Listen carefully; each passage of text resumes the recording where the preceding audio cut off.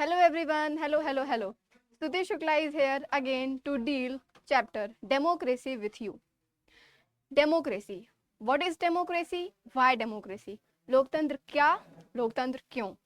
इस चैप्टर पे हम आज बात करेंगे जो कि क्लास 9 का चैप्टर है, लेकिन एज यूजुअल ये हम सबके लिए सिविक्स के लिए एक बेसिक चैप्टर है।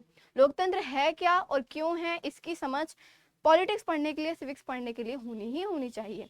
That's why it is also very necessary for competitive exams and the understanding of civics और पॉलिटिकल साइंस। तो भैया डेमोक्रेसी है क्या, जैसा कि हम अपना चैप्टर शुरू करते हैं उस वर्ड से कि डेमोक्रेसी है क्या और ये किस वर्ड से डिराइव्ड हुई। तो भैया आप सब लोग जानते हैं कि डेमोक्रेसी डेमो और क्रेडिया शब्द से डिराइव्ड हुई, कि कुछ जगहों पे किताबों में क्रेटोस भी लिखा होता है और कुछ जगह पर क्रेडिया वर्ड यूज होता है। इस पे थोड़ी बात करने की जरूरत है, कि जो डेमोक्रेसी वर्ड है वो डिराइव किससे हुआ है। एनसीईआरटी कहती है कि डेमोक्रेटिया वर्ड से हुआ है, समझिएगा जरा इसे। लेकिन कुछ किताबों में क्रेटोस वर्ड भी यूज करता है, तो थोड़ा सा हम इस पे चर्चा कर लेते हैं कि क्या कोई डिफरेंस है, और है तो क्या डिफरेंस है और किसे सही मानेंगे। देखिए, डेमो जो वर्ड है, ये जो वर्ड है डेमो, इसका मतलब क्या होता है? पीपल। जो वर्ड डेमो है उसका मतलब होता है पीपल, लोग। ठीक है भैया, डेमो मतलब होता है पीपल, लोग। और क्रेटिया और क्रेटोस ये दो शब्द हैं, है ना। देखो बाबू, डेमोक्रेसी एक्सप्लेन करते वक्त एनसीईआरटी में पहले डेमोक्रेटिया साफ साफ लिखा है, because it is a Greek word. और क्रेटिया का मतलब होता है, क्रेटिया का वर्ड जो है उसका मतलब होता है रूल और गवर्नमेंट, और क्रेटोस का मतलब होता है पावर, स्ट्रेंथ और रूल। मतलब here this word is common. Bar change कर दी, अरे ठीक है, यहाँ पे दोनों वर्ड क्या है? कॉमन है। कहने का मतलब है कि क्रेटोस के अगर आप वर्ड पे जाएंगे या लिटरल वर्ड पे डेफिनेशन पे जाएंगे, लिटरल मीनिंग पे जाएंगे, तो क्रेटोस का मतलब पावर होता है। तो लोगों की पावर हो जहां पर, या लोग रूल कर रहे हो जहां पर। लेकिन डेमोक्रेटिया जब आप देखते हैं तो इसकी करेक्ट लिटरल मीनिंग गवर्नमेंट आती है। तो हम डेमोक्रेसी को as a form of government पढ़ते हैं, इसलिए बेहतर होता है कि डेमो प्लस क्रेडिया वर्ड यूज किया जाए नैरो सेंस में। लेकिन डेमोक्रेसी सिर्फ फॉर्म ऑफ गवर्नमेंट तो है नहीं, इसको आप इस चैप्टर में बेहतर तरीके से समझेंगे। ये एक आइडियोलॉजी भी हो सकती है, ये एक form of way of life भी हो सकता है। दैट्स वाई क्रेटोस वर्ड भी परफेक्टली यहाँ पर इम्प्लाई किया जाता है। तो आप दोनों वर्ड का यूज कर सकते हैं कि डेमोक्रेसी जो है डेमो प्लस क्रेटिया वर्ड से डिराइव्ड हुई है या क्रेटोस से हुई है। मतलब इसका क्या है दोनों में, कि rule of the people simply. Criteria इसलिए यूज करते हैं क्योंकि वो गवर्नमेंट है। ठीक है भैया, इतनी बात हमको समझ में आई कि ये है क्या। इस चैप्टर में देखो हमको पढ़ना क्या क्या है। इस चैप्टर में हम देखेंगे कि डेमोक्रेसी होती क्या है, उसके फीचर्स क्या होते हैं। अब एनसीईआरटी आप जानते हैं हर चीज एग्जाम्पल से समझाने की कोशिश करती है, तो आपको फीचर बढ़िया समझ में आए इसके लिए छोटी छोटी कहानियां हमको देखनी है, छोटे छोटे केसेस देखने हैं कुछ कंट्रीज के। फिर उसके बाद हम देखेंगे कि क्यों डेमोक्रेसी की जरूरत क्यों है। वहां आप देखेंगे कि डेमोक्रेसी के पक्ष में कुछ लोग क्या बोल रहे हैं और कुछ लोग उसके विपक्ष में क्या बोल रहे हैं। तब आप देखेंगे कि किस प्रकार की डेमोक्रेसी, कितने प्रकार है, मॉडल कितने हैं डेमोक्रेसी के, कौन सा हमारे यहाँ इम्प्लाई है। डेमोक्रेसी क्या केवल as a form of government है, या फिर डेमोक्रेसी एक वे ऑफ लाइफ भी है, उसकी कोई ब्रॉडर मीनिंग भी है, और डेमोक्रेसी कौन सी बेहतर है। ये तमाम तमाम तमाम बातें आप इसमें बेहतर तरीके से समझेंगे। ठीक है भैया, तब हम लोग अपने चैप्टर की ओर बढ़ते हैं। ये मैंने आपको बताया कि डेमोक्रेटिया वर्ड से है, जिसका मतलब होता है कि इसका मतलब होता है रूल, इसका मतलब होता है पीपल, इस पर हमने बात की। ये जो आप डेमोक्रेसी देख रहे हैं, ये जो आप डेमोक्रेसी की डेफिनेशन देख रहे हैं, ये इसकी कॉमन डेफिनेशन है जो सबको आती है कि democracy is a form of government in which the rulers are elected by the people. Simply, क्या डेमोक्रेसी लोकतंत्र की जो परिभाषा है, जो डेफिनेशन है, वो इस लाइन पे क्या कंसंट्रेटेड है, क्या कंप्लीट हो गई बात कि डेमोक्रेसी एक ऐसा सिर्फ फॉर्म ऑफ गवर्नमेंट है जहां पे जो रूलर्स हैं उनको लोग इलेक्ट कर दे रहे हैं। क्या इतना कहना पर्याप्त है? गलत नहीं है, ये तो सही है। हमेशा बोलते हैं आंसर में क्या होता है कि आपका आंसर गलत नहीं है जब आप डेफिनेशन बताते हैं किसी चीज की। मतलब पर्याप्त नहीं है, सफिशिएंट नहीं है। तो डेमोक्रेसी की डेफिनेशन तो यही होती है कि एक ऐसा फॉर्म ऑफ गवर्नमेंट जहाँ पे रूलर्स जो हैं लोगों के द्वारा इलेक्ट किए जाएं। लेकिन फीचर्स और क्या हैं और क्या बातें होंगी कि हम मानेंगे कि डेमोक्रेसी है उस कंट्री में, एक्चुअली में वो फॉर्म जो है गवर्नमेंट का वो डेमोक्रेसी का फॉर्म है, हम कब मानेंगे, ये बात हमें देखनी है। तो आइए यहाँ से हम लोग आगे बढ़ते हैं फीचर्स ऑफ डेमोक्रेसी की तरफ। मुझे लगता है आपको डेमोक्रेटिया डेमोक्रेटोस बढ़िया से समझ में आया होगा। तो यहाँ पे मैंने आपको जैसा बताया कि कई ढेर सारे एग्जाम्पल है हमारे पास कि ये चीज होगी तब वो डेमोक्रेसी है, ये चीज होगी तब वो डेमोक्रेसी है। और एग्जाम्पल देखेंगे कि इस कंट्री में देखिए ये बात नहीं थी, इस कंट्री में ये चीज नहीं थी, अब यह डेमोक्रेसी नहीं थी। फॉर एग्जाम्पल पहली जो हमारी स्टोरी है वो कहाँ से शुरू होती है, पाकिस्तान से शुरू होती है। पड़ोसी देश हमारा, ज्यादा दूर की बात नहीं है, हमारे कंट्री के नॉर्थ वेस्ट साइड में, वेस्ट साइड में है एग्जैक्टली पाकिस्तान, ठीक है, जो कि हमारे साथ ही अलग हुआ था, हमारे साथ ही इंडिपेंडेंस उसको मिली थी। यहाँ की क्या स्टोरी है, यहाँ की ये स्टोरी है सर कि 1999 में 1919 में यहाँ के जो मिलिट्री लीडर थे परवेज साहब, ये जो यहाँ के लीडर थे परवेज मुशर्रफ साहब, इन्होंने प्रेसिडेंट की प्लेस पे कब्जा कर लिया था। इन्होंने मिलिट्री कूप के सहारे, इन्होंने मिलिट्री कूप के सहारे अपने आप को चीफ एग्जीक्यूटिव डिक्लेयर कर दिया था। आप समझ रहे हैं, इनको लोगों ने इलेक्ट नहीं किया था, इनको लोगों ने इलेक्ट नहीं किया था, लेकिन इन्होंने अपने आप को चीफ एग्जीक्यूटिव डिक्लेयर कर दिया। बड़ी अजीब बात है। चीफ एग्जीक्यूटिव डिक्लेयर करने के बाद इन्होंने एक रेफरेंडम कराया। रेफरेंडम का मतलब होता है एक ऐसा इलेक्शन जिसमें आपको सिर्फ यस नो बताना होता है कि मतलब मैं आपसे पूछती हूँ कि मैं आपको ये चैप्टर पढ़ाऊँ, तो आप ये भी तो कह सकते हो कि मैम ये नहीं, ये वाला पढ़ाइए। लेकिन रेफरेंडम हो रहा है तो आप क्या कहेंगे, हाँ या ना, पढ़ाएं या ना पढ़ाएं। रेफरेंडम कराया इन्होंने। रेफरेंडम पे भी वहाँ के मीडिया ने, वहाँ के सभी लोगों ने एग्जैक्टली बोला कि नहीं वो गलत तरीके से हुआ, उसमें भी बहुत सारा करप्शन हुआ। उसके बाद जब वो अपने आप को प्रेसिडेंट चीफ एग्जीक्यूटिव डिक्लेयर करते हैं तो नया रूल लाते हैं कि जो प्रोविंशियल असेंबली है वहाँ की, जो नेशनल असेंबली है, वो असेंबली जहाँ पे वो लोग हैं जिन्हें लोगों ने इलेक्ट करके भेजा है। बात को समझिए, परवेज मुशर्रफ साहब अपने आप को सबसे पहले चीफ एग्जीक्यूटिव डिक्लेयर करते हैं। इस पे बच्चे पूछते हैं ऐसे कैसे कर दे रहे हैं, कारण क्या है। जैसे मैंने इसको पढ़ा तो मेरे दिमाग में आया ऐसे कैसे भाई, तो इसके कई ढेर सारे रीजन है। देखो बाबू, पहली बात, वहाँ की गवर्नमेंट काफ़ी ज़्यादा इनएफिशिएंट थी, वहाँ पे लोग अच्छा काम नहीं कर रहे थे, गवर्नमेंट अच्छा काम नहीं कर रही थी, लोगों का सपोर्ट पूरी तरीके से खो चुकी थी। उस देश में मिलिट्री के पास प्रैक्टिकली एक्स्ट्रा पावर्स भी हैं। जुडिशियरी ने भी उस समय परवेज मुशर्रफ का सपोर्ट किया था, क्योंकि ओथ जो होती है चीफ एग्जीक्यूटिव की वो सीजीआई ही दिलाते हैं, चीफ जस्टिस ही दिलाते हैं, और उन्होंने उस समय दिलाया था। सिद्दीकी करके ऐसे कुछ नाम था उनका, कि शाहिद ऐसे कुछ था शायद। तो वो जो चीफ जस्टिस थे उनका सपोर्ट था यहाँ पे जुडिशियरी में। ये मैं आपको अलग से बता रही कि आप कंफ्यूज ना हो कि ऐसे कैसे कोई कह दे रहा है। वहाँ पे मिलिट्री को एक्स्ट्रा पावर थी प्रैक्टिकली, और जुडिशियरी भी सपोर्ट की, और उस समय लेजिस्लेचर जो था, जो गवर्नमेंट थी, वो काफ़ी इनएफिशिएंट थी, वीक थी। दैट्स वाई ओवरऑल उन्होंने मिलिट्री कूप करके पावर ले ली। अब जब पावर ले ली तो उन्होंने कहा कि जो प्रोविंशियल और असेंबली है, और रेफरेंडम कराया है, मैंने आपको बता दिया, ऐसा बता दिया। हाँ, इन्होंने अगस्त 202 में एक लीगल फ्रेम ऑर्डर जो है इशू कराया। लीगल फ्रेम इन्होंने एक ऑर्डर इशू कराया। इस ऑर्डर में उन्होंने ऐसा कहा कि जो नेशनल और प्रोविंशियल असेंबली है उसको प्रेसिडेंट चाहे तो डिसमिस कर सकता है। लोगों ने इलेक्ट करके भेजा है तो उस असेंबली के पास पावर ज्यादा होनी चाहिए ना, वो जो असेंबली है वो डिस्कस करेगी, वो कंसल्ट करके डिसाइड करेगी लॉ। लेकिन यहाँ प्रेसिडेंट को पावर ऐसी दी जा रही है कि वो उसको डिसमिस कर देगा, मतलब लोगों ने जिसको भेजा है तो उनकी उसकी कोई इज्जत ही नहीं है यहाँ पर, ऐसा केस हो जा रहा है। इसके अलावा इन्होंने कहा कि एक काउंसिल थी यहाँ पर, नेशनल सिक्योरिटी काउंसिल। इसके अलावा ये जो लीगल फ्रेमवर्क ऑर्डर था, इसमें पहली बात तो ये हुई कि प्रेसिडेंट इन दोनों को डिसमिस कर सकता है, लोगों ने इलेक्ट करके भेजा, कोई मतलब नहीं है। और दूसरा, एक नेशनल सिक्योरिटी काउंसिल होगी, वो कैबिनेट हेड होगी, उसकी पावर्स काफ़ी ज़्यादा होंगी, और वो इलेक्टेड नहीं होगी, उसमें मिलिट्री का दबदबा होगा, डोमिनेंस मिलिट्री का होगा। उन्होंने कहा कि वो दोनों असेंबली तो कर सकते हैं, डिसमिस कर सकता है प्रेसिडेंट, और ये जो है आपका नेशनल सिक्योरिटी काउंसिल, ये जो है मिलिट्री सर्विस से जो कि डोमिनेट कर रही है, ये पावर में रहेगी। ये जो है सुपरवाइज इसके द्वारा किया जाएगा, जो कैबिनेट है। मतलब आप देख रहे हैं मिलिट्री का पूरी तरीके से यहाँ पर दबदबा हो रहा है। फाइनली यहाँ पे आप देखो तो पावर ऑफ डिसीजन मेकिंग किसके पास है, प्रेसिडेंट खुद एक जो है मिलिट्री के लीडर हैं, परवेज मुशर्रफ, जो कि बन गए हैं। उसके अलावा नेशनल सिक्योरिटी काउंसिल में डोमिनेंस किसका है? मिलिट्री पावर का है, फैसले उन्हीं को लेना है लास्ट।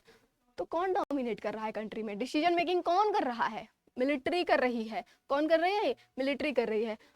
तो भैया जो फाइनल डिसीजन मेकिंग थी वो इस समय आर्मी ऑफिशियल्स के पास चली जाती है, और जिनको लोगों ने इलेक्ट किए करके भेजा था उनके पास नहीं है।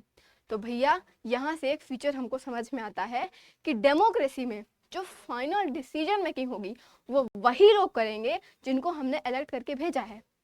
अब हम कहते हैं हमने इलेक्शन कराया और हमने जिनको इलेक्ट किया उनकी कोई वैल्यू नहीं है, वो नहीं डिसीजन ले रहे, डिसीजन कोई और ही ले रहा है, तो उन्हें इलेक्ट करने का क्या मतलब निकला हमारे? हम जिसे इलेक्ट करके भेजे, हम मतलब जनता, सिटीजन, जिसे इलेक्ट करके भेजे, फाइनल डिसीजन मेकिंग भी उसी के हाथ में होनी चाहिए। ये डेमोक्रेसी का सबसे पहला फीचर है। मुझे लगता है आपको स्टोरी से क्लियर हो गया होगा मुशर्रफ साहब ने क्या किया, और वहां से हमें पता चला कि no, Pakistan has not a good democracy. ये फीचर क्योंकि वहां पे लैक कर रहा है। जिसको आप वोट दीजिए, जिसको आप इलेक्ट करिए, वही वहां पर फैसले लेना चाहिए।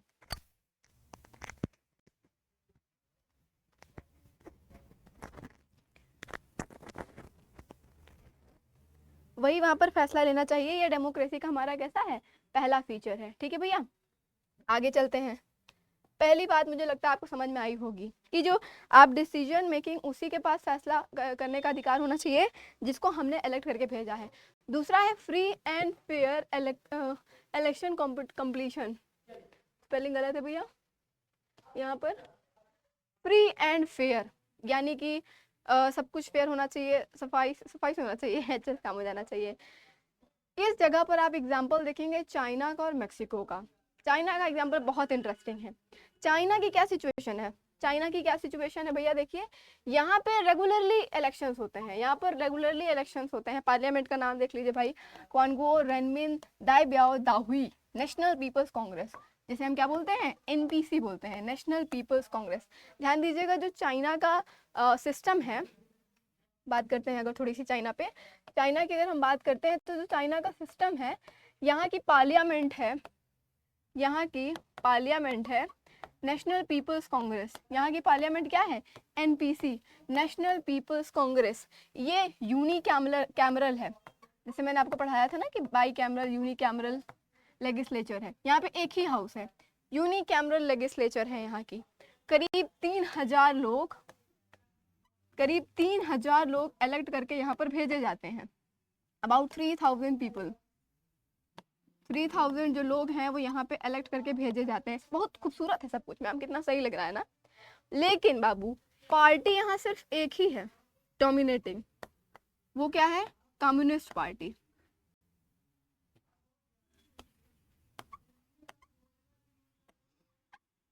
कम्युनिस्ट पार्टी जिसे हम सीपीसी कहते हैं, कम्युनिस्ट पार्टी ऑफ चाइना। भैया इस कंट्री में क्या सिचुएशन है कि मेन जो है वो कम्युनिस्ट पार्टी है, साथ में 8 एलाइड पावर्स हैं, लेकिन वो एलाइड पार्टीज हैं। और जो इलेक्शन होगा, इलेक्शन वही आदमी लड़ेगा जिसको कम्युनिस्ट पार्टी परमिशन देगी।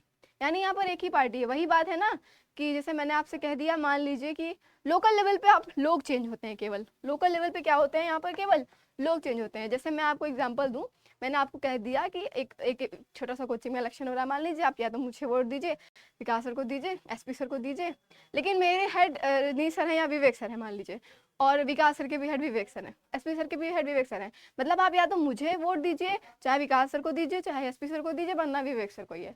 मतलब ये तो वही बात हुई ना, आप या तो विवेक सर को वोट दीजिए, या तो विवेक सर को वोट दीजिए, या तो विवेक सर को वोट दीजिए। और हमारे यहाँ डेमोक्रेसी है, हम लोग इलेक्शन करा के ही सब काम कराते हैं। और आप सिस्टम देख रहे हैं, मतलब एक ही पार्टी वहां पर है। ऐसा क्यों हो गया? ऐसा कैसे हो जा रहा है जबकि वहां पे डेमोक्रेसी का देखा जाए तो भाई डेफिनेशन के हिसाब से तो है ना, इलेक्शन तो रेगुलर हो रहे हैं। जानते हैं जब यहाँ रिवोल्यूशन हो रहे थे, जब ये इंडिपेंडेंस स्ट्रगल हो रहा था 1949 के पास, तो उस समय कम्युनिस्ट पार्टी का काफी इंपॉर्टेंट रोल था। इसका मतलब ये नहीं ना कि आप अपने आप को कॉन्स्टिट्यूशन में नेशनल पार्टी डिक्लेयर कर देंगे, उन्होंने किया है। ऐसे फिर हमारे यहाँ कांग्रेस कर ली होती, कांग्रेस का तो रोल था ना भाई, इंडिपेंडेंस में ज्यादा था, इंडिपेंडेंस के स्ट्रगल में। कम्युनिस्ट पार्टी का रोल, कम्युनिस्ट पार्टी को नेशनल पार्टी डिक्लेयर किया गया है और वो ओनली पार्टी है वहाँ पे। National party. और यहाँ के प्रियम्बल में ये बात मेंशन है, चाइना के कॉन्स्टिट्यूशन के प्रियम्बल में ये बात मतलब लिखी हुई है कि जो कम्युनिस्ट पार्टी है,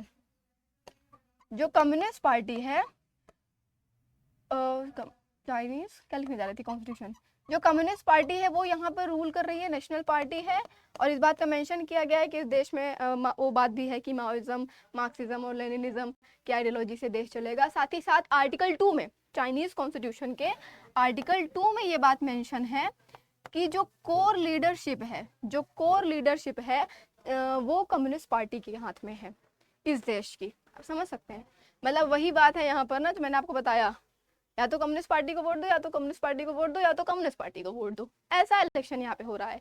यानी कि ये मैंने आपको बताया कि 3000 मेंबर्स हैं चाइना के, चाइनीज कम्युनिस्ट पार्टी से, वही मेंबर्स होंगे जिनको ये दिया जाएगा, ये सब मैंने आपको बताया। कहने का मतलब चाइना में केवल एक ही पार्टी है बाबू, एक ही पार्टी है।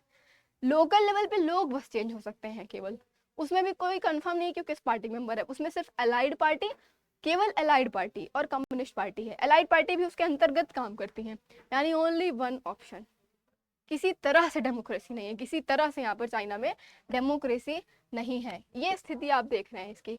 तो हमने क्या देखा चाइना की सिचुएशन में, चाइना की सिचुएशन में हमने देखा कि भाई इलेक्शन तो हो रहा है रेगुलर, हम जिसे वोट करेंगे वही फैसला लेगा, लेकिन ऑप्शन तो रखो।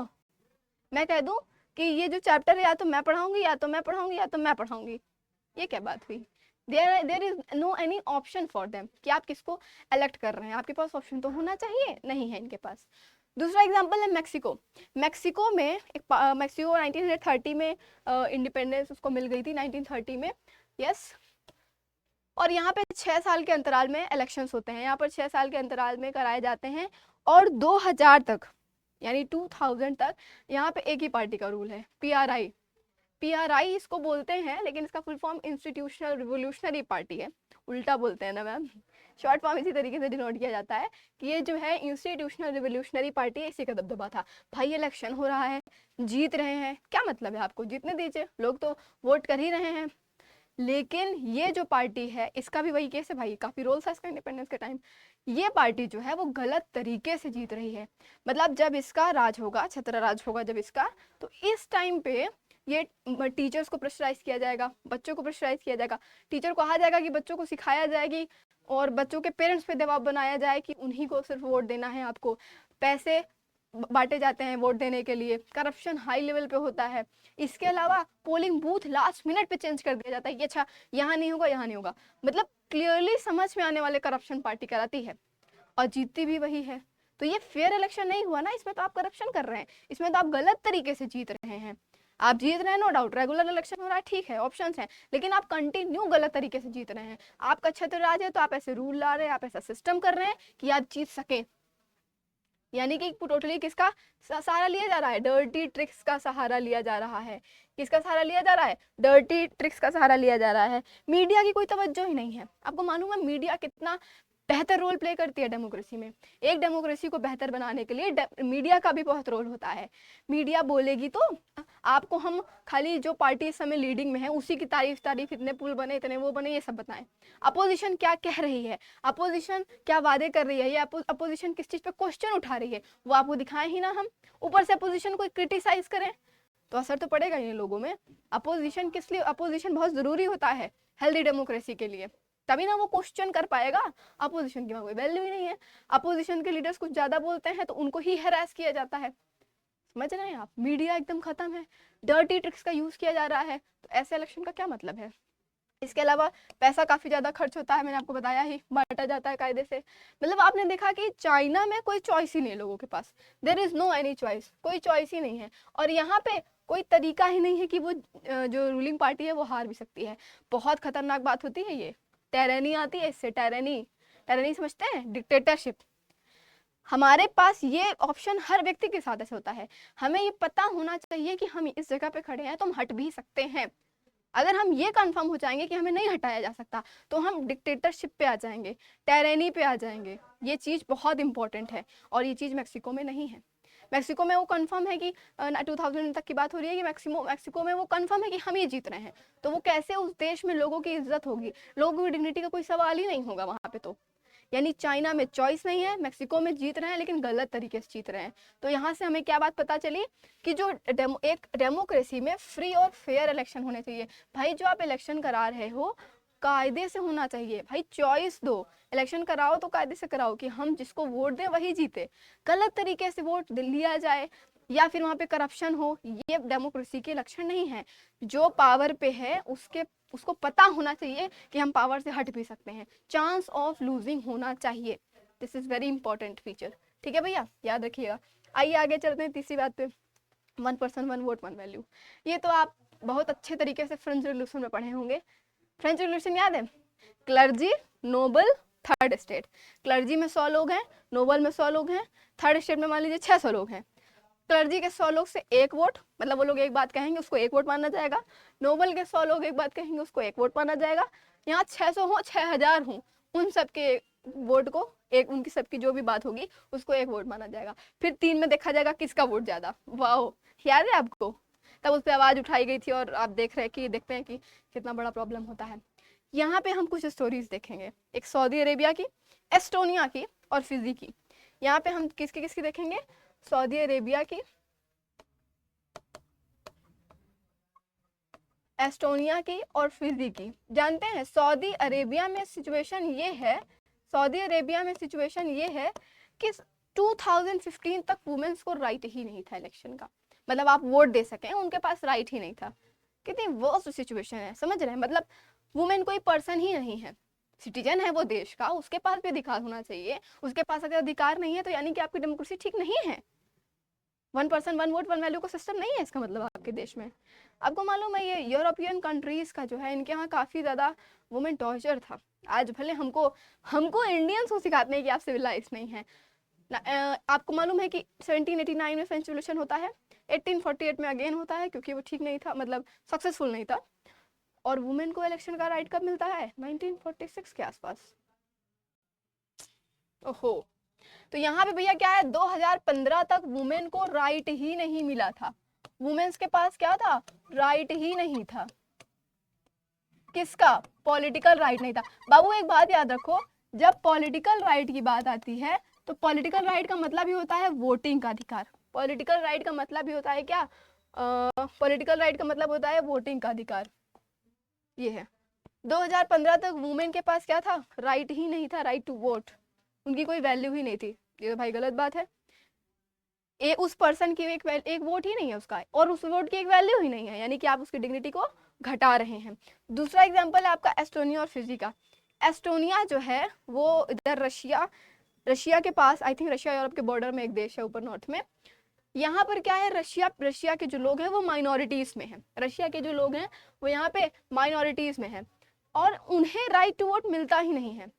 इनफैक्ट वहाँ के सिटीजन भी हैं भले, लेकिन इसलिए कि वो रशियन हैं और माइनॉरिटीज में है तो उनको राइट टू वोट है ही नहीं सबको।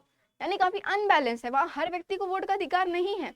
माइनॉरिटीज को काफी स्ट्रगल एक समय के लिए करना पड़ा था, और अगर मिल भी रहा है तो आई थिंक एलीट क्लास या किसी अपर क्लास को मिल रहा है, और लोगों को स्ट्रगल करना पड़ रहा है अपने पॉलिटिकल राइट के लिए। पॉलिटिकल राइट मैंने क्या बताया?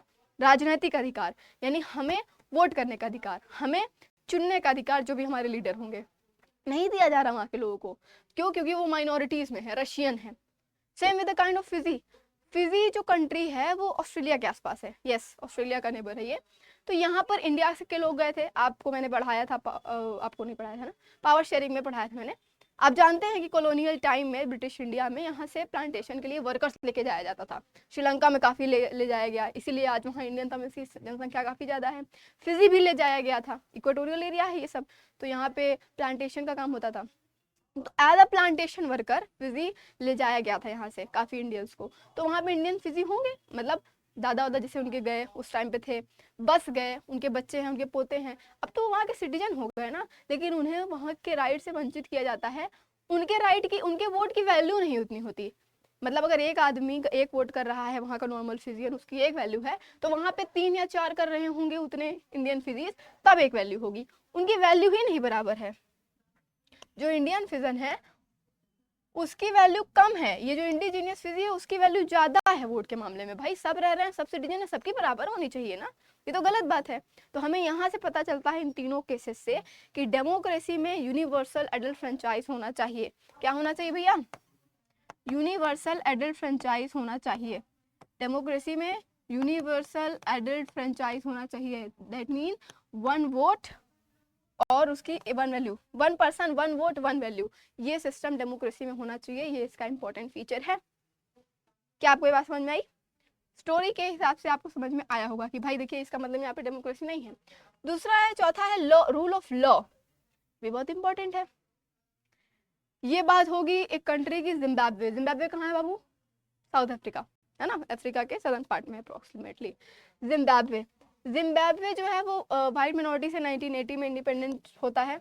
यानी कि आप जानते हैं कि वहाँ पे जो वाइट पीपल्स थे उन लोग रूल कर रहे थे और काफ़ी दबे हुए थे। वहाँ के जो ब्लैक पीपल थे मेजोरिटी में थे, तो स्ट्रगल किया गया, उन्होंने स्ट्रगल किया इंडिपेंडेंस का और 1980 में फाइनली वो कंट्री आज़ाद होती है। 1980 में जिम्बाब्वे कंट्री आज़ाद होती है, जिसमें रॉबर्ट मुगाबे एक सर हैं यहाँ पर, उनका काफ़ी इंपॉर्टेंट रोल होता है इंडिपेंडेंस में। जिनकी पार्टी का नाम ज़ानू पीएफ है, उसके हेड हैं, ये लीडर हैं, जीतते हैं, ठीक है, अच्छी बात है। इलेक्शन जब होते हैं तो उसमें ये जीतते हैं, लंबे टाइम से प्रेसिडेंट रहते हैं, ठीक है भाई, आदमी ने बढ़िया काम किया, लोग तो उसको मानेंगे, ये वोट देंगे, ठीक है, सब कुछ ठीक है। लेकिन ये मुकाबे पॉपुलर हैं, लेकिन ये गलत तरीके का प्रयोग कर रहे हैं इलेक्शंस में, अनफेयर प्रैक्टिसेस कर रहे हैं। उसके अलावा इलेक्शन जीत जाने के बाद इन्होंने कॉन्स्टिट्यूशन में काफ़ी अमेंडमेंट किया। मतलब आप अमेंडमेंट एक सीमा तक कर सकते हैं ना। मतलब मैं कह दूं कि ठीक है आपने मुझे इलेक्ट किया, नाउ आई एम प्रेसिडेंट, हम क्या हैं, आपके कंट्री के प्रेसिडेंट है। वही सिचुएशन है कि हम आपसे कह दें कि now I am president of your country. अगर मैं आपसे कह दूं कि now I am president of your country, अब देखो ना, हम लोग कॉन्स्टिट्यूशन को चेंज करते हैं, अमेंडमेंट करते हैं। अब करते हैं ना कि प्रेसिडेंट के पास पावर ज़्यादा कर देते हैं, कैबिनेट की पावर चेक एंड बैलेंस वाला हटा देते हैं, बेकार है। फिर हम कह देंगे हम तो कॉन्स्टिट्यूशन के हिसाब से काम कर रहे हैं ना, हमारी पावर तो ज़्यादा है कॉन्स्टिट्यूशन में। ये काम कर रहे थे कौन? आपके रॉबर्ट मुगाबे सर। मतलब ये जो एग्जाम्पल है वो ये सिखा रहा है कि इलेक्शन अच्छे से कराओ, इलेक्शन के बाद अधिकार उसी को दो जिसको हमने इलेक्ट करके भेजा, प्रैक्टिस चॉइस रखो, फेयर प्रैक्टिस रखो। लेकिन इलेक्शन के आगे पीछे क्या वो काम सही कर रहा है कि नहीं सही कर रहा है, ये भी तो ध्यान देने की जरूरत है। अमेंडमेंट ही किए जा रहे हैं। तो भैया यहाँ पर क्या है, गवर्नमेंट ने कई बार कॉन्स्टिट्यूशन में अमेंडमेंट किया और प्रेसिडेंट की पावर को बढ़ा दिया गया। अपोजिशन पार्टी प्रताड़ित है। भैया opposition is very necessary in healthy democracy. Opposition party की बहुत आवश्यकता होती है। किस लिए? इसलिए क्वेश्चन मार्क करने के लिए। कोई भी चीजें हैं, लोग विरोध चाहे, हम लोग देखो भाई यहाँ इंडिया में देखो भयंकर बढ़िया, सरकार का विरोध करने की पूरी आजादी है, पूरी आजादी, आप अपने एक्सप्रेस कर सकते हैं, दूसरे को नहीं है दिक्कत पहुंचा सकते, हम प्रिंसिपल लिबर्टी का लग जाता है वहां पे। लेकिन आप अपनी भावना को एक्सप्रेस कर सकते हैं कि हम सरकार से नाराज हैं, ये गलत कर रही है सरकार, क्यों कर रही है, ये करना चाहिए उसको, कैसा कह सकते हैं, वहां नहीं है।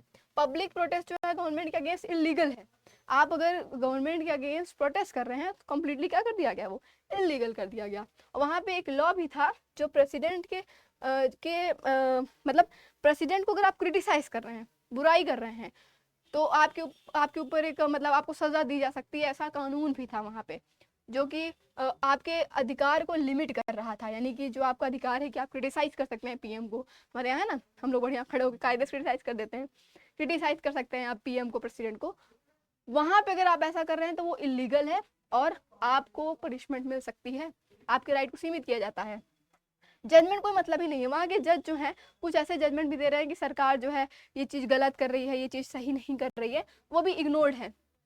ये वो भी क्या है, इग्नोर्ड है पूरी तरीके से। हालांकि बाद में ऑफिस उनको 2017 में हटाया गया।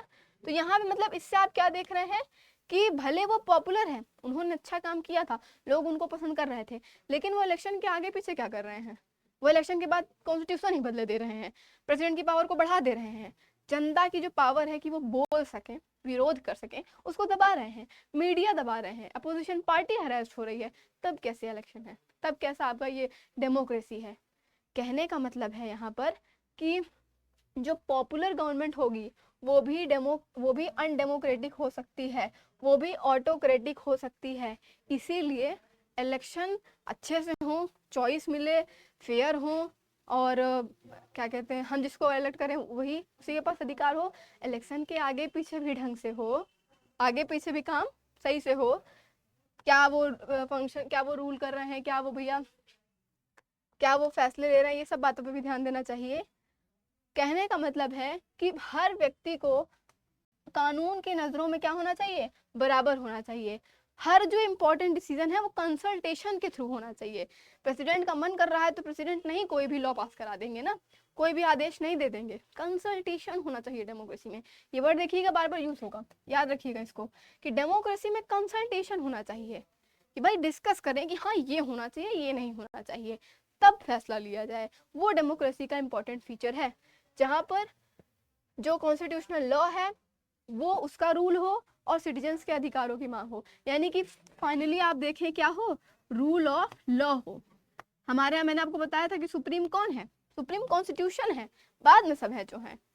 सुप्रीम कौन है, सुप्रीम कॉन्स्टिट्यूशन है, लॉ है। आप अमेंड करेंगे कंसल्टेशन के थ्रू, जरूरत होगी तो आप करेंगे, अपने मन कर रात नहीं कर देंगे मजा नहीं आ रहा। कॉन्स्टिट्यूशन में जो है ना प्रेसिडेंट की पावर जो है कम है, थोड़ा बढ़ाना चाहिए। तो भैया हमने क्या क्या देखा, चाइना में परवेज साहब जो है जबरदस्ती कब्जा कर ले रहे हैं, लोग किसी को चुन के भेज रहे हैं, आप कह रहे हैं वो असेंबली पे कार्य को हटाओ, हम है लीडर और जो नेशनल सिक्योरिटी काउंसिल है ये फैसले लेगी इंपॉर्टेंट, जो मिलिट्री डोमिनेट कर रही है। गलत बात, चाइना में ऑप्शन ही नहीं है, या तो कम्युनिस्ट पार्टी या तो कम्युनिस्ट पार्टी या तो communist party. Wow, NPC national people Congress में है जो। फिर मैक्सिको में ठीक है पीआरआई जीत रही है, पैसा देंगे, मीडिया उसके खिलाफ नहीं बोलेगी, स्कूल में टीचर्स को प्रेशराइज किया जाएगा, पूरे गलत तरीके से डर्टी ट्रिक से जीता जा रहा है। सऊदी अरेबिया में वुमेन्स को 2015 तक राइट ही नहीं है, पॉलिटिकल राइट ही नहीं है, वोट ही नहीं करने का अधिकार है। फिजी में इंडियन फिजी की वैल्यू कम है। एस्टोनिया में रशियन माइनॉरिटीज को बड़ी मुश्किल से वोट करने का अधिकार मिलता है। यहाँ जिम्बाब्वे में सर जो है कॉन्स्टिट्यूशन ही बदले दे रहे हैं, अमेंडमेंट किए दे रहे हैं, प्रेसिडेंट की पावर बढ़ जाएगी। ये सब डेमोक्रेसी के लक्षण नहीं है, डेमोक्रेसी के फीचर ये सब नहीं है। तो हमने उनके एग्जाम्पल से 3-4 फीचर जो मेजर फीचर थे उनको देखा। तो समअप अगर करें तो हम क्या समअप कर सकते हैं, चाइना के सॉरी ये पाकिस्तान के एग्जाम्पल से बाबू है ना, कि जो रूलर्स हैं जिनको हमने इलेक्ट करके भेजा है, जो पीपल ने इलेक्ट करके भेजा है, वही इंपॉर्टेंट डिसीजन लेंगे। फिर जो इलेक्शन हो वो जो चॉइस भी दें और फेयर अपॉर्चुनिटी भी दें लोगों को कि वो रूलर्स को चेंज कर सकें, चॉइस भी दें कि इनको नहीं तो इनको कर लीजिए, और पूरी मतलब संभावना हो कि जो व्यक्ति है उसको हटाया जा सके। जानते हो बाबू हमारे इंडियन पॉलीथिज्म जो है, पॉलीथिज्म है यानी बहुदैववाद है ना, यहाँ पर भी कोई गॉड हमारे सुप्रीम नहीं है क्या? शिव जी गुस्सा हो गए या कुछ ऐसा केस हुआ कि उनको मनाना है या कंट्रोल में करना है तो फिर विष्णु जी को बुलाइए, ब्रह्मा जी को बुलाइए, विष्णु जी के साथ हो गया है वो ऐसा हो गया है तो फिर शिव जी आएंगे कंट्रोल करेंगे। यानी टेरेनी नहीं है, एक भगवान को भी पावर दे दी जाएगी तो टेरेनी हो जाएगी, डिक्टेटरशिप हो जाएगी वहां पे। तो उनका कोई ना कोई क्या होना चाहिए, चांस ऑफ लूजिंग होना चाहिए, कहीं पे वो हार जाए। फिर उसके बाद बात क्या है भैया कि चॉइस होना चाहिए, अपॉर्चुनिटी होना चाहिए, लोगों को सबको बराबर होनी चाहिए, चॉइस करने की होनी चाहिए, ठीक है, सबको बराबर अधिकार होना चाहिए। Everyone is equal in I of law, कानून की नजरों में प्रत्येक व्यक्ति बराबर है। और जो चॉइस है, जो क्या कहते हैं सिटीजन्स के राइट हैं वो सुरक्षित होने चाहिए और कॉन्स्टिट्यूशन के हिसाब से ही फैसले लिए जाने चाहिए, that means rule of law होने चाहिए। ये कुछ जनरल फीचर्स हैं किसके, डेमोक्रेसी के। तो व्हाट डेमोक्रेसी में हमने क्या क्या देखा, डेमोक्रेसी रूल ऑफ पीपल है, is a form of government, basic definition है, लेकिन डेमोक्रेसी का मतलब होता है रूल ऑफ पीपल। डेमोक्रेसी में सिर्फ यही नहीं होता कि जिनको इलेक्ट कर दिया गया वो बन गए तो वो डेमोक्रेसी है, ना ना ना, जिसको हमने इलेक्ट किया फैसले वही लेगा। हमारे पास ऑप्शन होना चाहिए कि हम इनको नहीं इनको चुने। मैक्सिको का केस अगर देखा जाए तो आप कराइए इलेक्शन, लेकिन सही से कराइए, मतलब फीचर्स हम देख रहे हैं, आप कोई उसमें ब्लडी ट्रिक्स नहीं यूज कर सकते हैं, आप अपने मन से कॉन्स्टिट्यूशन में अमेंडमेंट नहीं कर सकते हैं, कंसल्टेशंस के थ्रू फैसले लिए जाएंगे, ये बात भी है। उसके बाद सारे लोग अधिकार बराबर है, सबका अधिकार, कानून की नजरों में सब लोग बराबर हैं, सबको पॉलिटिकल राइट बराबर मिलना चाहिए। ये सब क्या है, डेमोक्रेसी के फीचर हैं। देखिए सर, केवल इन 4-5 फीचर में हम सीमित नहीं कर सकते डेमोक्रेसी के फीचर्स को, लेकिन समझ तो सकते हैं ना, एक नॉर्मल सेंस में इस चीज को हम समझ सकते हैं। बात समझ में आई क्या? तो अब आगे हम लोग चलते हैं क्यों। अभी तक हमने देखा कि लोकतंत्र क्या, अब हम क्या देखेंगे, लोकतंत्र क्यों। अब हम क्या देखेंगे, लोकतंत्र क्यों। अब हम देखेंगे लोकतंत्र क्यों, वाई डेमोक्रेसी। यहाँ पे देखा जाएगा कि कुछ लोग डेमोक्रेसी के पक्ष में बोल रहे हैं, कुछ लोग विपक्ष में बोल रहे हैं, तो जरा हम लोग उनको समझते हैं ना। आपको मालूम है, आप कोई टॉपिक पढ़ते हैं तो आपको उसका क्रिटिसिज्म भी आना चाहिए कि इसके विरोध में कोई व्यक्ति क्या बोल रहा है, क्या पॉलिटिकल साइंटिस्ट जो है या फिलोसफर्स हैं या जो भी एक्टिविस्ट हैं यहाँ पर, सोशल एक्टिविस्ट, वो क्या बोल रहे हैं, आपको उसको समझना चाहिए, उस पर कंसल्टेशन करना चाहिए। क्या वाकई डेमोक्रेसी इन 4-5 फीचर्स तक सीमित है, देखते हैं। तो अगर अगेंस्ट में डेमोक्रेसी की कुछ बातें हैं उनको समझी जाए। पहला कहा जा रहा है कि लीडर्स इसमें कंटिन्यू बदलते रहते हैं तो इससे अनस्टेबिलिटी आती है। लोगों का कहना है कि भाई कोई आदमी 5 साल तक है, उसका मन है वो ऐसे सड़क बनवाया, उसका प्लान है कि वो ऐसे फ्लाईओवर बनवाया, ऐसे किया, फिर 5 साल बाद दूसरा आदमी आता है वो दूसरे तरह से करना चाहता है, तो ये सब मिला जुला के अनस्टेबिलिटी हो जाती है। एक आदमी रहता तो शायद बेहतर अपने तरीके से करता, उसके विरोध में बोला जा रहा है डेमोक्रेसी के। बात को समझिए, बात सही है, बात को समझिए, लेकिन हर चीज के सही होने की लिमिटेशन होती है कि वो कितनी सही है या उसका कहाँ पर कटाक्ष है, ये भी सही है ये भी सही है तो ज्यादा सही क्या है, ये बात होती है ना। बात सही एकदम सही है, अनस्टेबिलिटी आती है, 5 साल में व्यक्ति बदल रहा है रूल करने वाला, ऑफकोर्स आती है, लेकिन आप उसके फॉर्म में पढ़ेंगे तो आप समझेंगे कि कौन सी बात ज्यादा गलत है या कौन सी बात ज्यादा सही है, ठीक है। तो आपने यहाँ क्या देखा कि इनस्टेबिलिटी आती है। फिर जो डेमोक्रेसी है वो पूरा पूरा ना पॉलिटिकल कॉम्पिटिशन है और पावर प्ले है, यानी एक खाली सत्ता का खेल है। ये जो डेमोक्रेसी है ये केवल सत्ता का खेल है कि कंपटीशन है एक पॉलिटिकल की, हमें जीतना है हमें जीतना करके उसके लिए हम झूठे वादे दें, झूठी रैलियां करें, कुछ भी करें, हमें जीतना है, हमें सत्ता लेनी है। It is just power play, सत्ता का खेल है ये एक दौड़ है, राजनीति की दौड़ है, पॉलिटिकल कंपटीशन है, ये जीतने की दौड़ है, कोई यहाँ लोगों के अधिकार की बात नहीं है, ऐसा कहा जा रहा है उसके अगेंस्ट में। फिर दूसरी बात कही जा रही है कि कंसल्टेशन कंसल्टेशन कंसल्टेशन, पीछे आपने पढ़ा ना कि डेमोक्रेसी में कंसल्टेशन होना चाहिए। यहाँ लोग कह रहे हैं अरे कंसल्टेशन, इतना कंसल्टेशन हो जाता है, कंसल्टेशन के चक्कर में डिले हो जाता है। यानी ऐसा कहा जा रहा है कि एक आदमी शायद फैसला ले तो क्विक लेगा, एग्जैक्ट लेगा, लेकिन अगर काफी लोग मिलकर फैसला लेंगे तो क्या हो जाएगा, यहाँ पे डिले हो जाएगा, वही है ना कि ओवर कंसल्टेशन हो जाएगा। तो ये बात डेमोक्रेसी के विपक्ष में बोली जा रही है, विरोध में बोली जा रही है। इसके अलावा ठीक है पाकिस्तान का केस, आप जिसको इलेक्ट करिए वही जीतेगा, तो ये कह रहे हैं आप जिसको चुन के भेजे हैं जरूरी है वो बहुत सही आदमी हो या वो जो फैसला लेगा वो बहुत सही लेगा, इस बात की भी तो कोई गारंटी नहीं है कि आपने जिसको चुन के भेजा है वो भी तो बैड डिसीजन ले सकता है, उसे शायद ना पता हो कि लोगों के लिए क्या सही होगा, शायद वो बहुत अपर क्लास से हो या कुछ ऐसा हो सकता है कि वो ना समझ पाए, बिल्कुल हो सकता है। तो ये जो एक बात है ये भी डेमोक्रेसी के लिए क्या है, एक उसके अगेंस्ट में है। फिर दूसरा है डेमोक्रेसी की वजह से करप्शन होता है। ले डेमोक्रेसी की वजह से क्या होता है, करप्शन होता है। क्यों? क्योंकि जीतने की होड़ में गलत तरीके अपनाने की पूरी संभावना होती है। जब कंसंट्रेशन केवल जीतने पे हो जाएगा कि हमें पार्टी चाहिए, हमारे पास वोट होंगे तो हम जीत जाएंगे, तो हमारे हाथ में पावर होगी, तो आदमी करप्शन की तरफ जाएगा, जा सकता है, इसकी पूरी संभावना है। तो ये कह रहे हैं कि डेमोक्रेसी की वजह से इलेक्टोरल कंपटीशन होता है, इलेक्टोरल कंपटीशन होता है।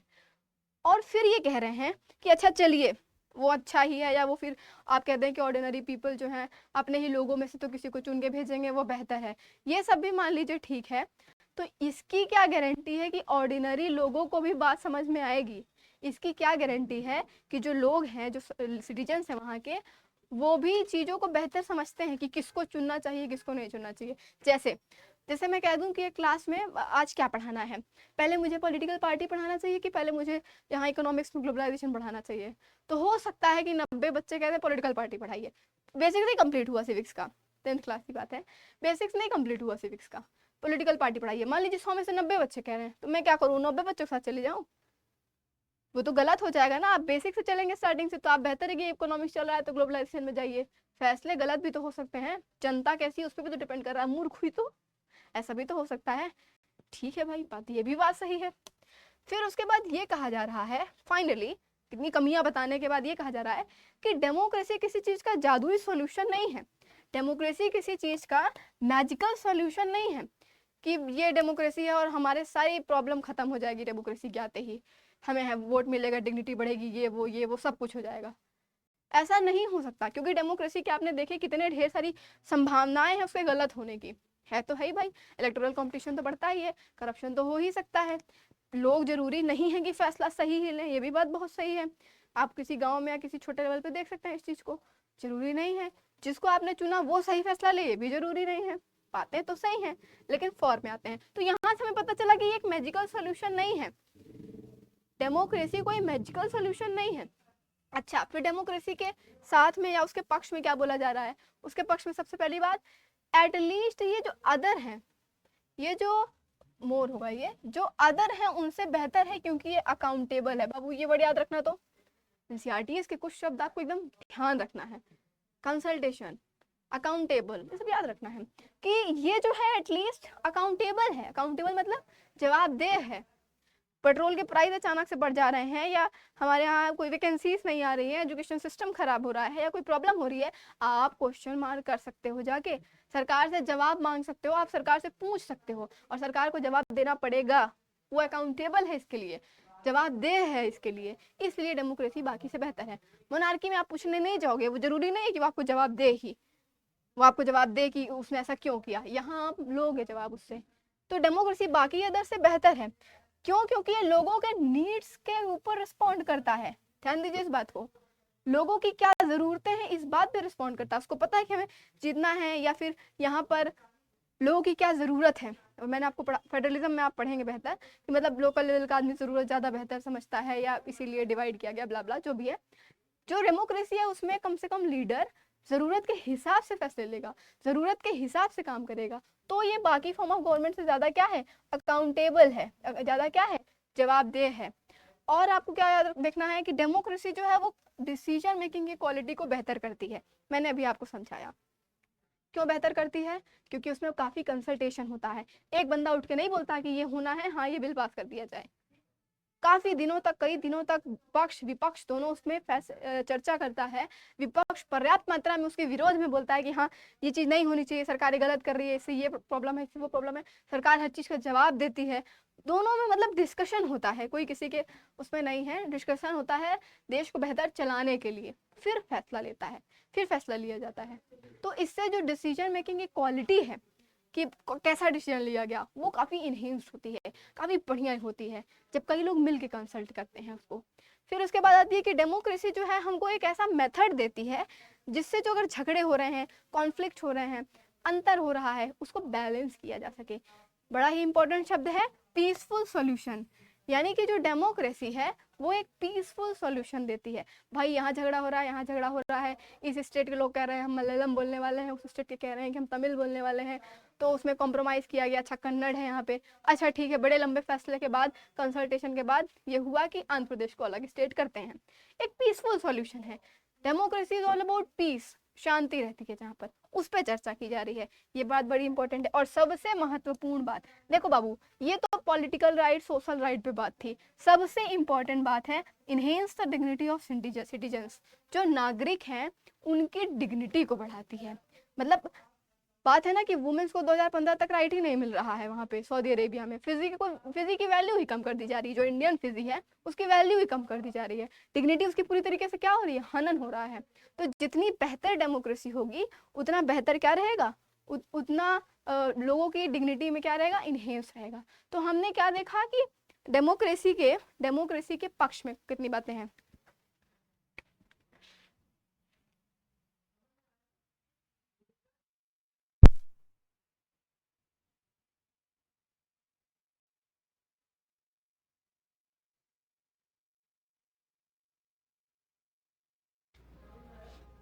ठीक है भैया, तो हमने देखा कि डेमोक्रेसी के विपक्ष में क्या बातें थी, और जिससे हमें ये कंफर्म हुए हम कि हाँ डेमोक्रेसी मैजिकल सॉल्यूशन तो नहीं हो सकता। और फॉर में हमने कितनी इंपॉर्टेंट बातें देखी कि ज्यादा जवाबदेह है, ये लोगों की नीड पे फोकस कर रहा है, ये क्वालिटी ऑफ डिसीजन मेकिंग इससे काफी बेहतर हो रहा है, ये एक पीसफुल सॉल्यूशन दे रहा है। उसके अलावा हमने देखा कि सिटीजन्स की डिग्निटी को क्या करता है डेमोक्रेसी? एनहेंस करता है। डेमोक्रेसी की वजह से जो लोगों की अपनी डिग्निटी है वो बढ़ती है, बढ़ावा देता है। तो आप ये कह सकते हैं कि democracy, yes that is conclusively we can say that democracy is not a magical solution. ये बात तो सही है, कोई जादुई वो हमारे पास ऐसा नहीं है कि हम ऐसे कर देंगे सब कुछ बेहतर हो जाएगा, अच्छा हो जाएगा, ना ना ऐसा नहीं है। लेकिन हम ये कह सकते हैं कि बाकी जो है उससे बेहतर है। क्यों? क्योंकि इसमें हमें पॉसिबिलिटी होती है कि हम अपनी गलती को सुधार सकें, चांस ऑफ लूजिंग। मैंने कहा ना कुछ शब्दों को ध्यान रखिए, जो एक शब्द है चांस ऑफ लूजिंग वो डेमोक्रेसी में है, ये इंपॉर्टेंट है।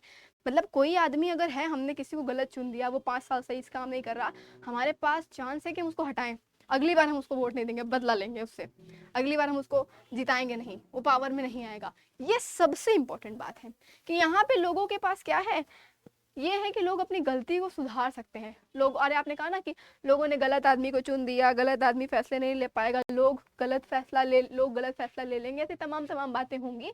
लेकिन लोगों के पास क्या है, पूरी संभावना है, पूरी ताकत है, पूरी पावर है कि लोग उसको चेंज कर सकते हैं। किसको चेंज कर सकते हैं? जो भी व्यक्ति पावर में है उसको हटा सकते हैं वहां से। ठीक है, तो हमने देखा कि डेमोक्रेसी हमको हर चीज का सोल्यूशन तो नहीं देती प्रॉब्लम का, लेकिन ये बाकी अल्टरनेटिव से काफी बेहतर है। देखो ये डेफिनेशन को जरा सुनना, तो बहुत इंपॉर्टेंट है ये, इसको मैं स्टार्टिंग में ही बोलना चाहती थी कि जो कोर पर्पस होता है डेमोक्रेसी का, जो डेमोक्रेसी का कोर पर्पस है, यानी मेन जो काम है, वो ये है कि लोगों की इच्छाओं को इम्प्लीमेंट करना, एग्जीक्यूट करना। लोग जो चाह रहे हैं वैसा ही हो, या लोगों की इच्छा, जो विल है, जो रूसो कहता था, सबकी विल, सबकी इच्छा को देखो, फिर एग्रीगेट करो, फिर कॉमन विल निकालो, उसे जनरल विल कहा जाएगा, रूसो कहता था। आप फ्रेंच रिवॉल्यूशन में रूसो के बारे में पढ़े हैं, है ना, तो आपको जानते रहना है इसके बारे में। रूसो कहता था जनरल विल का कॉन्सेप्ट। तो यहाँ पे है, ये बात है कि जो डेमोक्रेसी है उसका कोर जो है पर्पस होता है, वो यही होता है कि लोगों के विल को एग्जीक्यूट किया जाए।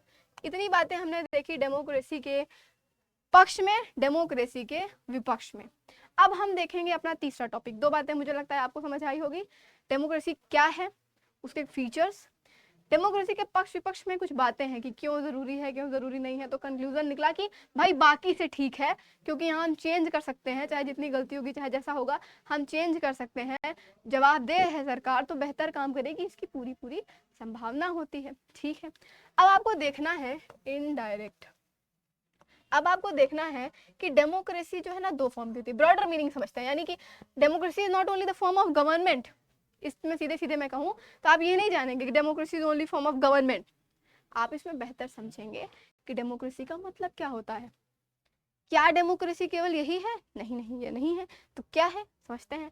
पहली बात तो डेमोक्रेसी 2 टाइप की होती है। मजा नहीं आया, पहले बताइए। अगर तुम डेमोक्रेसी की बात करो तो डेमोक्रेसी के 2 सेंस हो सकते हैं। देखो बाबू, एक नैरो सेंस हो सकता है और एक क्या होता है, ब्रॉडर सेंस होता है। एक क्या होता है, ब्रॉडर सेंस होता है। नैरो सेंस ये होता है कि democracy is a form of government. Narrow sense ये होता है कि democracy is a form of government.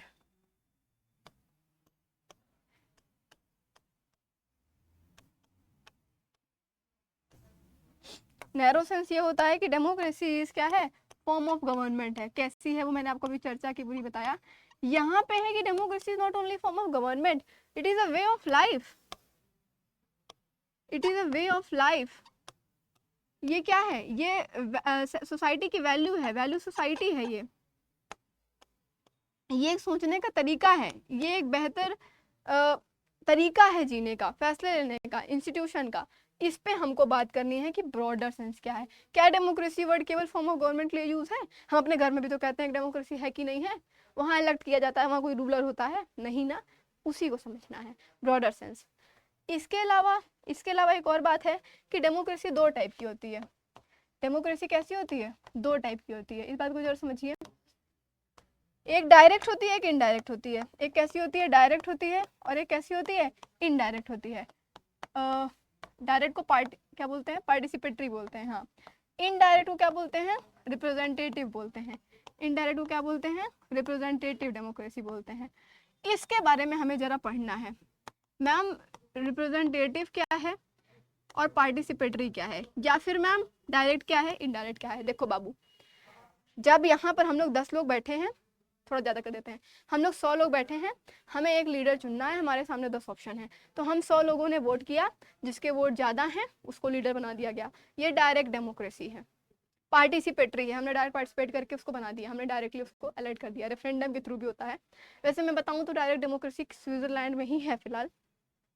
Indirect में क्या होता है, भाई लोग 100 नहीं है ना, मुद्दा समझो, 100 लोग थोड़ी ना है, तो कैसा किया गया, अच्छा ठीक है, 100 में 10 लोग जो हैं अलग अलग सीट में बैठे हैं, अलग अलग कर दिया गया।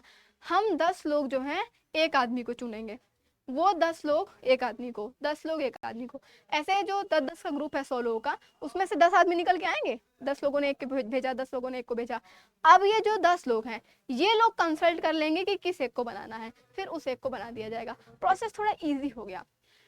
कई मतलब करोड़ों की आबादी में, यहाँ मिलियंस में आबादी है जो उसमें इकट्ठा लोग डायरेक्ट डेमोक्रेसी नहीं कर सकते, मतलब पार्टिसिपेटरी डेमोक्रेसी बहुत मुश्किल है, प्रॉब्लमेटिक है। तो रिप्रेजेंटेटिव यानी हमें कोई रिप्रेजेंट कर रहा है, हमने जिसको चुन के भेजा है वो फैसले लेगा, है ना, कि हम जिसको चुन के भेजे वही फैसले ले। तो जो डेमोक्रेसी का मेन फीचर है। तो बात यहाँ पे क्या है कि हम लोग जैसे प्रयागराज से अपना एक सांसद जो है चुन के भेजते हैं, और वो जब पार्लियामेंट में बोल रहे होते हैं डिस्कशन के थ्रू, हमारे जो सांसद हैं, तो उस वक्त हम सबको वो रिप्रेजेंट कर रहे होते हैं, हम सबकी तरफ से बोल रहे होते हैं, समझ रहे हैं आप, हमारे एरिया की तरफ से बोल रहे होते हैं। तो इसलिए इस डेमोक्रेसी को क्या बोलते हैं, रिप्रेजेंटेटिव डेमोक्रेसी बोलते हैं। मुझे लगता है आपको बात यहाँ तक समझ में आई होगी। इनडायरेक्ट डेमोक्रेसी को ही हम क्या बोलते हैं, रिप्रेजेंटेटिव डेमोक्रेसी बोलते हैं। ये सारी बातें मैंने आपको बताई। अब बात है कि रिप्रेजेंटेटिव डेमोक्रेसी क्यों जरूरत है। मैंने आपको बताया ना कि यही बात कि कलेक्टिव डिसीजन पॉसिबल नहीं है। आज के देखो, ये हम लिख देते हैं कि तुमको पढ़ने में प्रॉपर रहे। कुछ लोग मुझसे बोले थे भी हाल फिलहाल में कि इसे डायरेक्टली पढ़ा दिया करिए, नहीं। As a student of social science I don't think so. मुझे जो चीज बतानी है मैं ऐड करके बता दे रही हूँ ना। स्टूडेंट को ये जरूरी होता है, एक पैटर्न में अगर वो नोट्स बनाए तो मैं एनसीईआरटी को कंक्लूड करके जो मैंने लिख रखा है उसमें से निकाल ले, लिख ले। आंसर लिखना है तो उसे शब्दों को लिख ले, बेहतर समझ में आता है कि कौन सी बात हो रही है, अच्छा किताब के इस पार्ट से बात हो रही है। तो मेरे हिसाब से स्टूडेंट के लिए एनसीईआरटी की बेहतर समझ के लिए ये चीज़ जरूरी होती है, ठीक है। तो ये आपके लिए होता है, ये तो मैंने बताया आपको ना, ये तो मैंने आपको बता दिया कि कलेक्टिव डिसीजन पॉसिबल नहीं होता है आजकल इतनी पॉपुलेशन की वजह से, इसलिए रिप्रेजेंटेटिव डेमोक्रेसी कंट्रीज में इम्प्लीमेंट की जाती है। उसके बाद अगर सिटीजन के पास मान लो है भी, अगर मान लो 100 लोग हैं, 100 लोग कर सकते हैं, मतलब कुछ लैक्स लोग हैं वो लोग कर सकते हैं, तो ज़रूरी नहीं सबके पास टाइम हो। इलेक्शन में तो पार्टिसिपेट कितने लोग करते हैं आप जानते ही हैं, है ना। हालांकि हम लोग वेस्टर्न कंट्री से तो ज़्यादा ही हमारे यहाँ तब भी कर देते हैं। इलेक्शन में कितने लोग भाई अमेरिका वगैरह में छुट्टी होती है प्रॉपर, है ना, लेकिन कितने लोग पार्टिसिपेट करते हैं आप जानते हैं। तो वहाँ वोट देने में तो आफत हैरान से काम है, यहाँ कंसल्टेशन करने हर व्यक्ति आएगा, तो इससे और इनफिशिएंसी इंक्रीज हो जाएगी। इस वजह से भी ये बेहतर नहीं है कि लोगों की इच्छा ही हो कि कंसल्टेशन में लोग आए या टाइम दे पाए, या भाई सब लोग चले सोच लीजिए दिल्ली फैसला लेने हमारे देश के, अटेंगे दिल्ली में तो रिप्रेजेंटेटिव डेमोक्रेसी ओवरऑल कहने का मतलब ये है कि बड़े देश में ज़्यादा लोगों के बीच में कुछ लोग को हम अपनी तरफ से भेजते हैं रिप्रेजेंटेटिव के फॉर्म में, हमें जो रिप्रेजेंट कर रहे हों वो कंसल्टेशन करके डिसीजन लेंगे तो बेहतर आएगा, क्योंकि वो पॉसिबल नहीं है डायरेक्ट वाला काम। अच्छा, अब हम ब्रॉडर मीनिंग पे चर्चा कर रहे हैं तो बातें आती हैं कि हमेशा हम डेमोक्रेसी को as a form of government नहीं ले सकते। मैंने आपको बताया it is a way of life, it is a organization, ये एक ऑर्गेनाइजेशन हो सकता है। देखो तुम्हें मेन बात क्या करनी है, जैसे कि वन शॉट है तो मैं कंक्लूड कर रही, तुम्हें मेन बात क्या ध्यान रखनी है, डेमोक्रेसी रूल ऑफ गवर्नमेंट है, क्या क्रेटिया क्रेटोस का मुद्दा आ गया, देख लो। क्रेटोस में का मतलब पावर स्ट्रेंथ था, तो democracy is not only form of government, इसीलिए क्रेटोस वर्ड भी लिखा होता है किताबों में, आगे तो ज्यादा हर जगह क्रेटोस ही लिखा होता है। अभी रूल ऑफ गवर्नमेंट है तो क्रेटिया लिख देते हैं। खैर, तो आपको मेन बात क्या ध्यान रखनी है, देखो बाबू, डेमोक्रेसी घर में हो, पार्लियामेंट में हो, कंट्री में हो, डेमोक्रेसी का मतलब है कि जो फैसला लिया जाए उस फैसले से जो भी प्रभावित हो उसका भी अधिकार फैसला लेने पर हो। क्या क्या क्या, मान लीजिए जैसे मैं पीजी का एग्जांपल देती हूँ, जहाँ रहते हैं लड़के लड़कियाँ रहते हैं, छात्रावास से लेते हैं कोई भी, तो वहाँ पर जैसे ना खाने का लिस्ट आता है कि क्या खाना बनना चाहिए क्या नहीं बनना चाहिए मंथली। तो अच्छा, एक आदमी फैसला लेगा कि ये रूटीन है, संडे को ये बनेगा, ट्यूसडे को ये खाना बनेगा, उस दिन ये नाश्ता बनेगा, कोई आदमी फैसला ले रहा है, लेकिन इस फैसले से कौन कौन प्रभावित हो रहा है, सारे बच्चे हो रहे हैं हॉस्टल के। तो सारे बच्चों के पास जाता है वो कि आपको टिक करना है कि आप इस दिन ये खाएंगे, आप इस दिन वो खाएंगे। हालांकि फैसला कंक्लूसिवली लिया जाएगा, बाकी बच्चों का देख के, मेजोरिटी का देख के, अपना खुद के फैसले के हिसाब से लिया जाएगा, लेकिन वो जो डिसीजन मेकिंग में वो है, उसका योगदान है वो बराबर है। मतलब हर बच्चा जो उस फैसले से प्रभावित होगा उसके पास वो जाएगा, मतलब वो भी उस कंसल्टेशन में सम्मिलित है कि वो भी बताएगा। घर में मान लीजिए एक नया फ्रिज आना है, घर में 8 लोग हैं, 8 लोग यूज करेंगे, तो 8 लोग चर्चा करें, जो मन पापा का हो वो ना लेके आ गए हों। हम लोग सब लोग बैठ के बात करेंगे, मम्मी अपना बताएंगी, छोटा भाई अपना बताएगा। दैट डजेंट मैटर कि किसकी कितनी क्षमता है, कौन किस बिजली के बिल के हिसाब से बता रहा है, कौन अच्छी क्वालिटी के हिसाब से बता रहा है, डजेंट मैटर। लेकिन जो भी प्रभावित होगा उस फैसले से, वो प्रत्येक व्यक्ति फैसला लेने में सम्मिलित होगा, कंसल्टेशन में या प्रोसेस ऑफ डिसीजन मेकिंग में सम्मिलित होगा। ये डेमोक्रेसी की परफेक्ट डेफिनेशन है। परफेक्ट इन द सेंस समझ के लिए, ब्रॉडर मीनिंग के लिए बेहतर है। तो आप बिल्कुल समझ गए होंगे कि पीजी में भी डेमोक्रेसी हो सकती है, घर में भी डेमोक्रेसी हो सकती है, कोचिंग में भी डेमोक्रेसी हो सकती है, क्लास में भी डेमोक्रेसी हो सकती है, कंट्री में भी डेमोक्रेसी हो सकती है। सही बात है। It is a broader sense of meaning of democracy.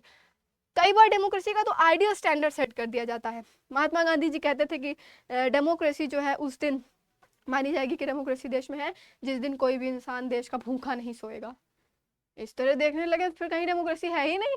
ऐसे आइडियल स्टैंडर्ड पे चलने लगे तो आइडियल स्टैंडर्ड सेटअप किया जाता है, लेकिन डेमोक्रेसी का कोई आइडियल स्टैंडर्ड हम कह नहीं सकते कि भाई किसी देश में ये प्रॉब्लम नहीं है तो वहाँ डेमोक्रेसी परफेक्टली है।